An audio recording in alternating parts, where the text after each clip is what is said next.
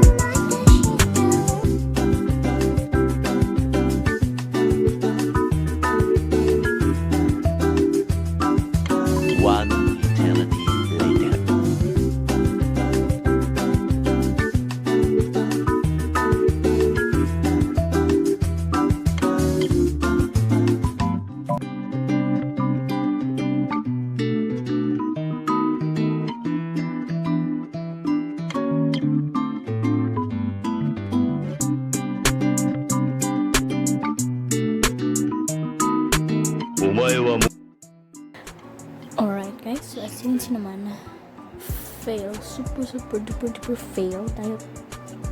Tingnan guys, ito wala.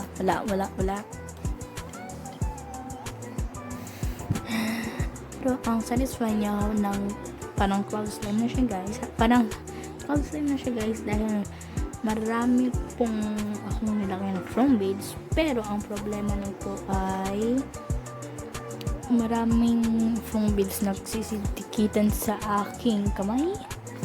Tingnan nito guys Okay, so I did a mess.